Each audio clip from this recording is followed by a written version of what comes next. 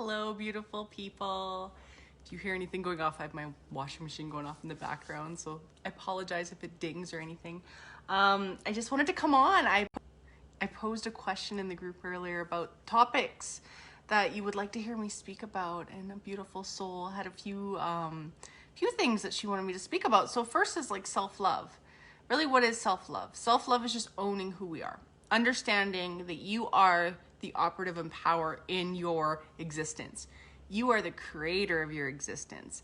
You are everything that's going on around. My internet's going to be a pain in the butt, I see. So when you have circumstances when you're growing that make you think and feel that you're not loved, like say a parent leaving or not being treated fairly, or even as you're older, you may have beliefs come in where you feel like you're not worthy of love.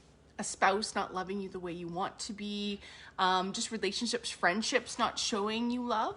Honestly, from what I learned, I struggled with relationships of all kinds my whole life, whether it's family relationships, friendships from a young age, relationships, lots of failed relationships. And I realized that it all comes down to me, and it is the self-love thing. It's realizing that we can just shift those beliefs within ourselves. And I know it can seem very daunting and tough sometimes, but really, I just found for me, it's just reprogramming that, telling myself I am that version of myself that is worthy of love. I am so deserving of love. Love is not scary.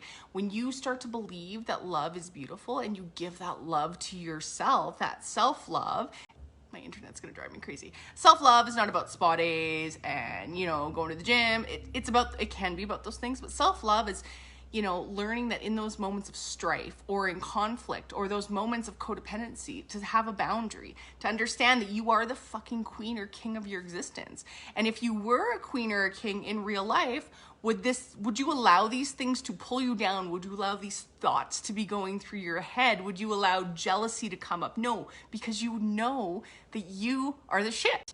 And it's not about ego. It's gonna look funny when I replay this because it's gonna pop off and pop on. It's not about ego, it's about knowing. It's about pure knowingness that we are love.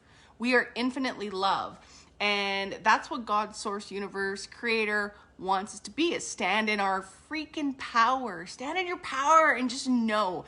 And when you do that, you radiate it out. It's not about all love and light. Yes, love and light is amazing. It's about realizing really there is no darkness. Darkness is just a perversion of light. And the more we feed that darkness, the more darkness prevails. When we flip the switch on in a bedroom, is there any darkness anymore? No, because you turn the light on. And that's what we can do in our life. We can turn our light on. There always has to be darkness. It's never going to go away, but we flip our light switch on and we're like, hey, I'm here. I'm shining. I am freaking beautiful. I am amazing, or I'm handsome. I am sexy. I'm all these things. And as you begin to embody this at a soul level and understand that that's what you are inherently love. You are inherently full of love and light. You start to speak with it. You speak firmly, lovingly, and with conviction. You believe, you're secure in yourself and your relationships and your jobs and everything around you. You're secure. I always think, I ask myself when I'm having a moment of like panic or insecurity or anxiety, I'm like, would my highest self, would the version of me who's already in that end point, that highest timeline, feel this way? Would I feel insecure? Would I feel like I was lacking? No, because I'd already have it. I just know. And that's been a huge mind trick that's really helped me. It's being secure, knowing that it's already there. Everything I desire is actually already there. I just have to sit in that mindset or energy and allow it to come to me. I just have to believe it. I have to assume it's there for me already. And I flip-flopped around with so many different belief systems for years. I've always believed that my mind is powerful. Always. And one thing I said to my mom the other day is, I'm creating the most amazing life for myself because I freaking believe it and because I know it's here.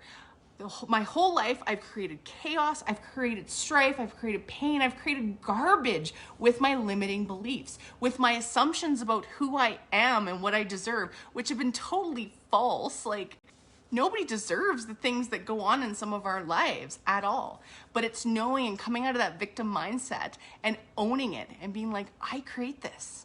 I am the master of my domain. I am the master. I am the one who can welcome and bring this all in through my thoughts. And it's catching yourself The key to self-love is catching yourself in those moments of disbelief, in those moments where you feel like you're not good enough, or somebody's fucking you over, or somebody did something to hurt you, and realizing that it's you. Realizing that somewhere, some thought that you had in the past created this in your reality. And I will give you that. Work on that for a day, a month, a year, and I guarantee you your life will change. Flip out of that victim mentality. Flip out of that role of being a martyr. Flip out of that role of being poor me, you know, and stop leeching energy off other people, because that's ultimately what it is. There's a huge difference between sympathy and empathy. Sympathy is looking for energy. Empathy is embodying pure love and understanding where people come from. Embody that. Embody that beauty that you are, the creator of everything around you with your mind. And I know some of you might be like, oh, I don't know if I believe that. Start with something small. Set an intention, maybe to see something or for something to come into your reality, and keep telling yourself that. And I know it'll show up. As soon as you put meaning on something, it shows up in our reality, because it has no choice but to. Everything is created in here. And as you shift that, the relationships around you will shift. Everybody around you will shift, because they have no choice but to shift with you, because you're leveling up timelines. You're leveling up consciousness. You're creating beautiful relationships. You're creating beautiful instances and synchronicities and gifts. When you start to believe, you shut off that negative chatter. You shut off that, you know, that bullshit that's been running your life subconsciously, and you reprogram it. You don't have to believe it at the beginning, but if you keep telling yourself and in those moments for long enough, it'll reprogram itself. And then it'll just be the normal operating system going on in your body. So we're gonna have a test on this. Maybe I'll start a little 30-day course, and we'll pick one thing a day to work on and get in there. And you know what? It's super powerful. Watch your thoughts. My cat's been so loud lately. She just, it must be the full moon. She gets a little wiggy. My other cat did too, but she's just crying. I don't know if you can hear it. It's hilarious. She's like, meow. Willow, what are you doing? No, yeah, no, you're quiet. But yeah, I guarantee you, I want you to sit down, anybody who watches this and has this come across their feed, try this. Change those thoughts, catch those thoughts. The first step is catching them and being aware of them. The second is reprogramming them. So I've been reprogramming some things. I've been trying to adjust some relationships in my life. I'm really at so many things. Relationships, personal relationships have always been very difficult. Friendships, great. Everything, you know, work, great. I can create anything.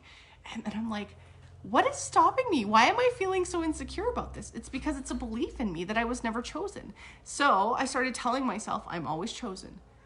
Would the me who's there be doing this or feeling this way? And I'm like, no, I am awesome. And I will dance around. And I'll be like, I am chosen. I am this, I am that. And I'll just have things going in over and over in my head. And at first I'm like, this is not going to work. And it started to work. And the beauty of it is things will not shift in your 3D instantly. It's about persisting in those thoughts, creating new patterns, creating new feedback loops, because everything is a feedback loop.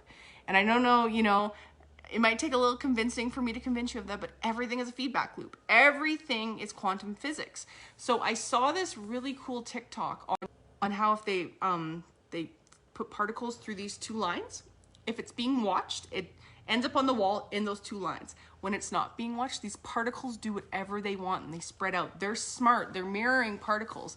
Everything around us has infinite intelligence. So remember that your thoughts carry all the power. This is how magic works. And that's why black magic works, good magic works, all this stuff. It's what you believe, right? I had somebody ask me the other day if they had a hex on them. I'm like, do you believe you have a hex on you? Because if you believe, and I actually had 2 people within the same couple days ask me, so it must have been something that needed to come up.